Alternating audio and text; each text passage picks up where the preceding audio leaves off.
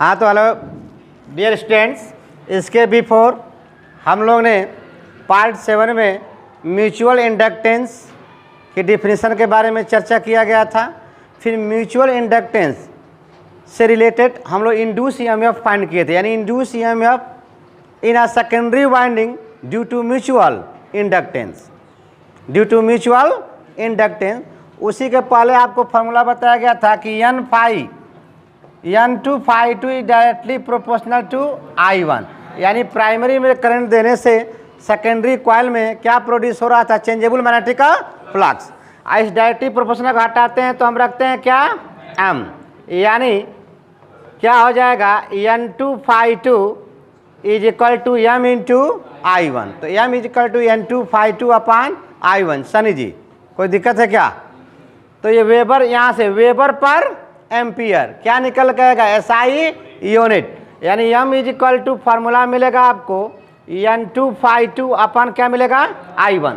ये हो गया number of turn in a secondary winding numerically value, और ये फाई फ्लक्स वेबर, आ करंट एम्पियर यानी वेबर पर एम्पियर, OR वोल्ट पर ampere per second, OR Henry.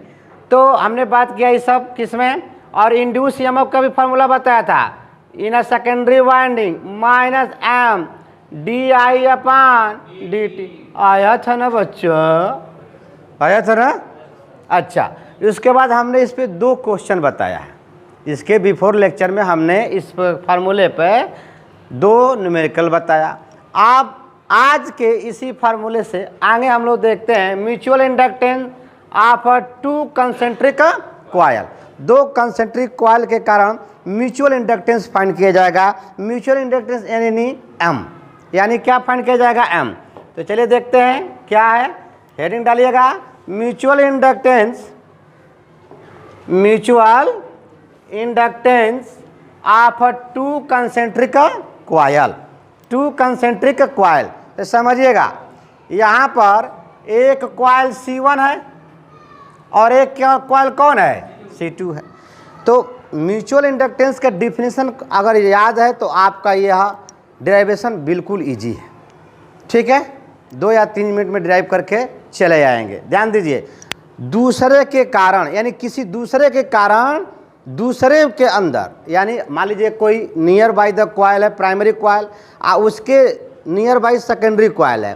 तो प्राइमरी में वेरिएबल करंट दे रहे हैं तो वेरिएबल मैग्नेटिक फ्लक्स प्रोड्यूस होगा किसमें, इन प्राइमरी कॉइल में। और वह वेरिएबल मैग्नेटिक फ्लक्स अगर नियर बाय द कॉइल क्या कर जाए, लिंक कर जाए, तो उसमें क्या प्रोड्यूस हो जाएगा, इंड्यूस ईएमएफ या इंड्यूस करंट। तो या तो कॉइल फर्स्ट के कारण सेकेंड में, या तो कॉइल सेकेंड के कारण फर्स्ट में। हम चलते हैं, हम मानेंगे नहीं, हम सेकेंड के कारण फर्स्ट में निकालेंगे, हम सेकेंड के कारण फर्स्ट में फाइंड करेंगे। तो सपोज दैट हमने यहाँ पर करंट दे दिया कॉइल में, किस कॉइल में, कॉइल 2 में करंट दे दिया क्या, सपोज दैट I2, क्या दे दिया I2। तो राइट हैंड थंब रूल, तो राइट हैंड थंब रूल पता है ना, राइट हैंड थंब रूल पता है। Thumb are represented current, curl कर आर रिप्रेजेंटेड मैग्नेटिक फील्ड। ये मैग्नेटिक फील्ड को बताता है, ये किसको बताता है, करंट को। तो राइट हैंड थंब रूल लगाएंगे तो कॉइल C2 के अंदर magnetic field perpendicular to plane paper of directed inward. बताइए होगा कि नहीं होगा, यानी जो भी इमेजिनरी लाइन बनेंगी इस तरह से जाएंगी, इस तरह से आएंगी, इस तरह से आएंगी। ये करंट आ रहा है इधर, ये करंट इधर आ रहा है, तो इसके कारण मैग्नेटिक फील्ड क्या होगा। तो यहाँ पर अगर सपोर्ट दैट कॉइल C1 को देखिए, क्या कॉइल C1 को कॉइल C2 के कारण मैग्नेटिक फील्ड लिंक किया कि नहीं किया, इतना बात समझ में है।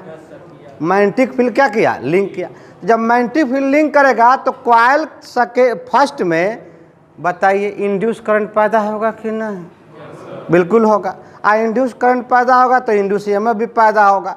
और यहाँ पर कंसेप्ट बहुत गजब का है, जिससे पैदा हुआ इस सरवा उसी का अपोज कर रहा है, विरोध कर रहा है कि नहीं, उसी का क्या कर रहा है, अपोज कर रहा है। जैसे आप देख सकते हैं यहाँ पर, जैसे यहाँ पर ये क्या है, बार मैग्नेट है नॉर्थ, और ये क्या है साउथ, यहाँ पर ये क्या है कॉइल। तो इसके अंदर मैग्नेटिक फील्ड लिंक करेगी, बताइए। तो लिंक करेगी, लेकिन इस फेस पर क्या बनेगा, नॉर्थ। तो ये जो कॉइल है, इस तरह से जो कॉइल है, ये कॉइल फिर मैग्नेटिक फ्लक्स कैसे प्रोड्यूस करेगा, यूं। बात समझ में आया। तो यहाँ पर करंट कैसा हो जाएगा, anti clockwise direction, anti clockwise direction. देख रहे हैं ना, इसी से मैग्नेटिक फील्ड उसके अंदर लिंक किया, और वह कॉइल या सोलेनॉइड इसके 12 मिनट के अपोजिट मैग्नेटिक फील्ड क्या कर रहा है, धुम देना मार रहा है। क्या मार रहा है, धुम, तुम मेरे तरफ आओगे नहीं, यानी आने भी नहीं देना चाहता है और जाने भी नहीं देना चाहता है। ये सब बात हो चुका है इसके बिफोर लेक्चर में, ठीक है। तो हम लोग देखते हैं यहाँ पर, इसमें हमने करंट दिया क्या, सपोर्ट दैट I2 दिया, क्या दिया करंट I2। तो इसके कारण इस कॉइल C1 को मैग्नेटिक फील्ड क्या करेगी, लिंक करेगी। और जब मैग्नेटिक फील्ड लाइंस लिंक करेगी तो क्या प्रोड्यूस होगा, मैग्नेटिक फ्लक्स। और this changeable magnetic flux is directly proportional to the induce EMF। Concept है कि नहीं, according to Faraday second law. तो अगर हम बात करते हैं यहाँ पर कि magnetic field due to a circular coil C2, due to a circular coil C2 at अ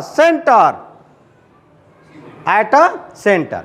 तो मैग्नेटिक फील्ड सर्कुलर लूप के कारण मैग्नेटिक फील्ड का फॉर्मूला B = μ0। इसको हम B2 मान लें क्या, अब शेख जी, B2 कॉइल सेकेंड का हम लोग मैग्नेटिक फील्ड देख रहे हैं इनसाइड द कॉइल, यानी सेंटर की तरफ। ये हो गया, होता फॉर्मूला μ0 NI। तो वहाँ पर n क्या था, number of turn per unit length, नहीं sorry, total number of turn था। क्या था, टोटल नंबर ऑफ टर्न। तो μ0 N2 इंटू बोलो I2, इसका रेडियस क्या है, R2। तो ये आपको मिला magnetic field produce at center due to a secondary coil, magnetic field produce at a center due to secondary coil. यही ना magnetic field Neeraj coil C1 को लिंक कर रहा है, बताइए। तो जब यह लिंक कर रहा है तो जो भी कब मैग्नेटिक फील्ड लाइन किसी सरफेस के परपेंडिकुलर लिंक करता है तो फ्लक्स मिलता है। क्या मिलता है, फ्लक्स। यानी now magnetic flux linked with the coil first, यानी C1, कॉइल C1। तो आप कह सकते हैं कि नाउ मैग्नेटिक फ्लक्स,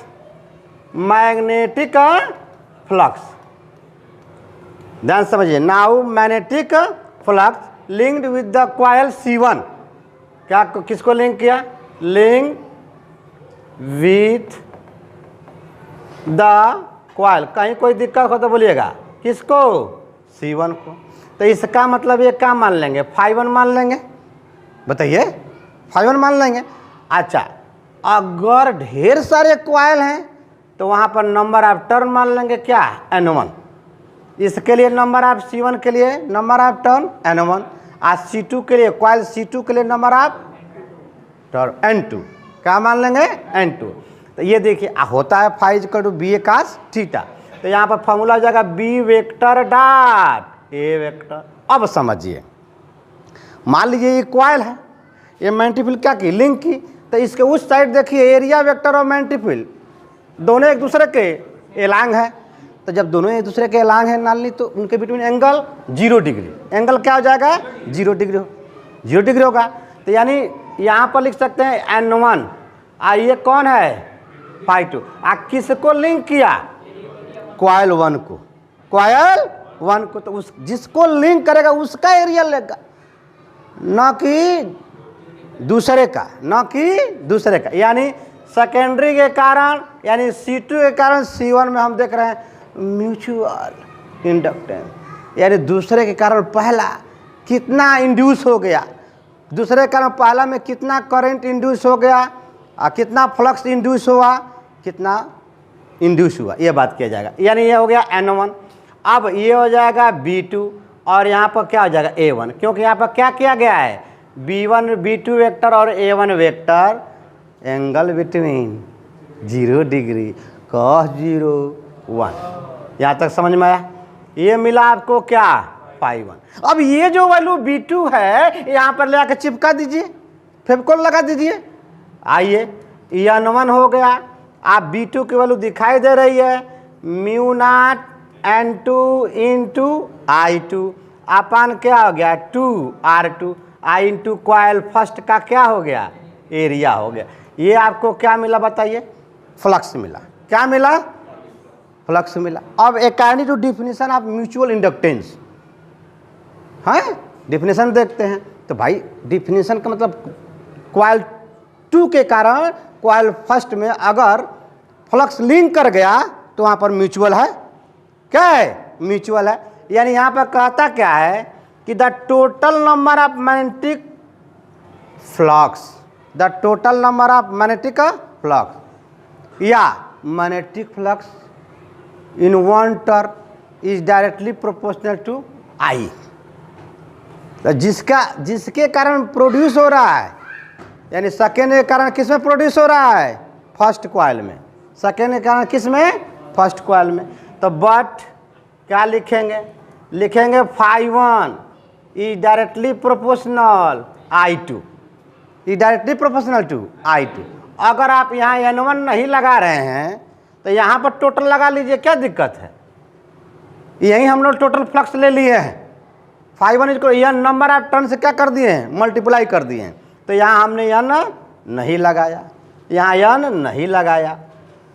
तो φ1 is directly proportional to I2, तो that is φ1 is equal to, बोलो बच्चों, M इंटू I2। तो अब आपको क्या मिला, mutual inductance M is equal to क्या मिल गया, φ1 अपान I1। समझ में आया। यही तो I2 है, चलिए हाँ I2 है, I2 है यहाँ पर, ठीक। तो M is equal to φ1 upon I। आपको यही ना निकालना है म्यूचुअल इंडक्टेंस। तो म्यूचुअल इंडक्टेंस M को कहते हैं ना कि L को तो हर्षवर्धन क्या कहते हैं, किधर हैं। हाँ, अरे भैया ये सिनेमा हॉल नहीं है बबुआ, ये आपका क्लास है। हाँ, किससे रिप्रेजेंट करते हैं, कैपिटल L से। L नहीं बोलना है, कैपिटल L। बैठ जाइए, बहुत अच्छा। तो चोट लग गया, चोट लग गया क्या, कैसे, कौन हटाया है जी। अरे भाई ऐसा ना कीजिए, किसी दिन आपके साथ होगा तो, माने आपके साथ ऐसा होता तो आप क्या करते हैं। आइए ठीक है, आइए देखते हैं। यहाँ तक किसी को कोई दिक्कत, नीरज जी। अब देखिए ये यहाँ पर φ1 दिखाई दिया, φ1 दिखाई दिया। तब putting the value φ1 in equation this, कोई इक्वेशन मान लेंगे। तो यहाँ पर लिखेंगे M इज इक्वल टू φ1 की value mu naught N1 into N2 into A1 अपान I2 ऑलरेडी है, और यहाँ पर क्या है 2R2। अब आप देख सकते हैं यहाँ पर I2 दुनिया से चला।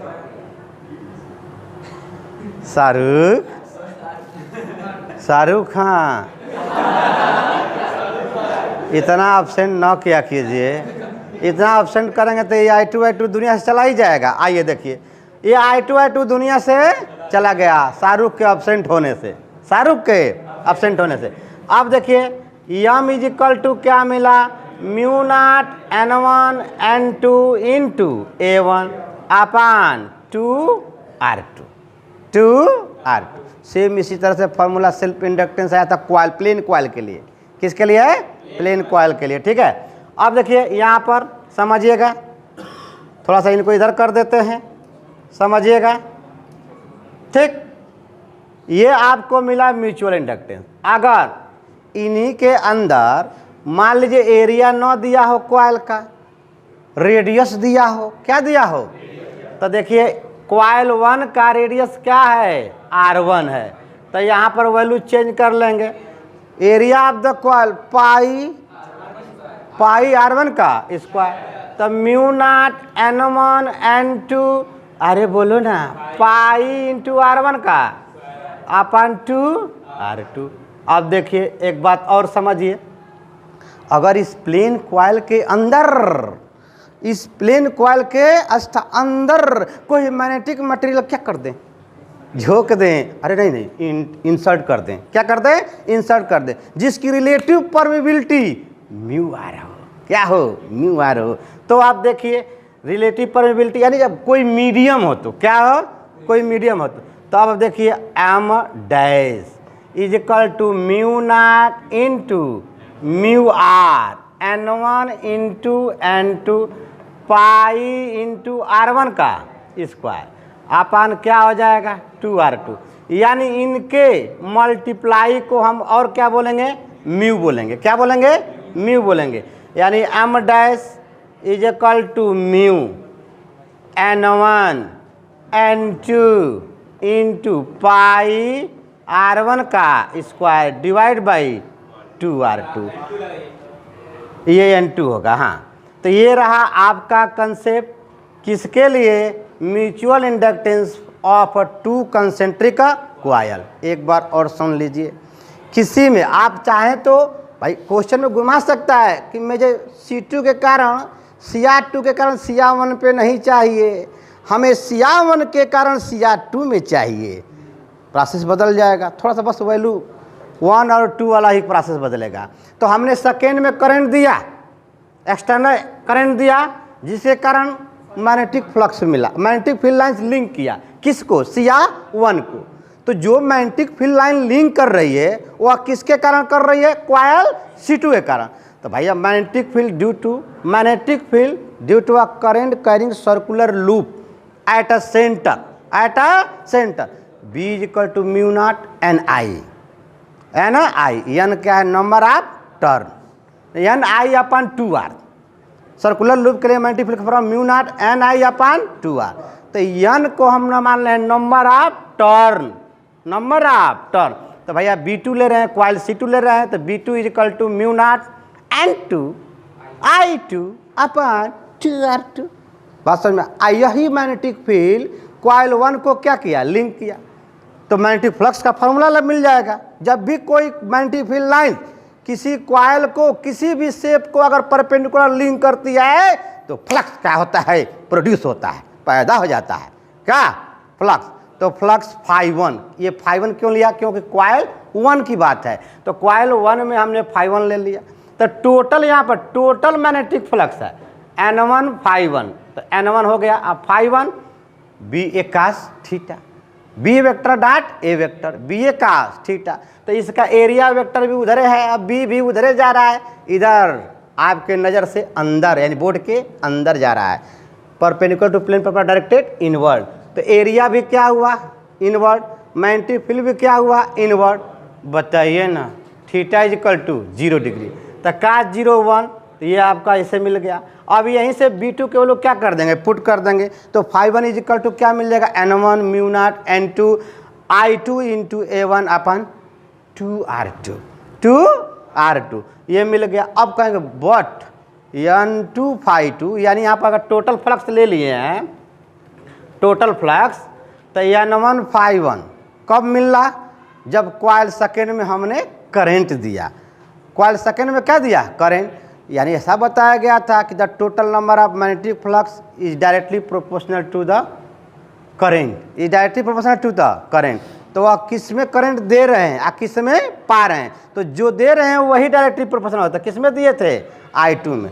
इसमें तो आपने करंट पाया ना, इसमें बताइए। यहाँ पर देखिए, अगर इंड्यूस करंट की बात किया जाए तो इंड्यूस करंट डायरेक्शन यूँ होगा, एंटी क्लॉकवाइज, क्योंकि मैग्नेटिक फील्ड लिंक कर रही है। बोलिए, मैग्नेटिक फील्ड क्या कर रही है, लिंक कर रही है। इसका मतलब इधर नॉर्थ पोल होगा ना, नॉर्थ पोल होगा तभी तो मैग्नेटिक फील्ड लाइंस लिंक कर रही है। तो जब मैग्नेटिक फील्ड लाइंस लिंक की तो मैग्नेटिक फ्लक्स उसका क्या करेगा, अपोज करेगा। तो इसका मतलब यहाँ पर कौन सा पोल बनेगा, नॉर्थ। तो जब नॉर्थ पोल बनेगा तो इंड्यूस करंट का डायरेक्शन यूँ हो गया, ये क्या हो गया, I1। कंसेप्ट समझ में आया, बोलिए। तो यही करंट I1 किसके कारण मिला, कॉइल सेकेंड में दिया, और नियर बाई द कॉइल क्या था, C1 था, जिसमें इंड्यूस करंट क्या हो गया, प्रोड्यूस हो गया। तो यह हो जाएगा आपका म्यूचुअल इंडक्टेंस, यहाँ पर मिल जाएगा। और ये φ1 की वैल्यू यहाँ पुट कर देंगे तो m की वैल्यू क्या आ जाएगी, mu naught n1 n2 A1 अपन 2r2 R2। बात समझना। अगर एरिया कॉइल का नहीं दिया है, रेडियस दिया है, तो जिस भी कॉइल के अंदर फाइंड करना है उसका आप एरिया ले लेंगे, पाई R1 का स्क्वायर या पाई R2 का स्क्वायर। ठीक, बात समझ में आया? बोलिए ना। तो इसको आप नोट कर लीजिए, तो हम लोग नेक्स्ट देखेंगे।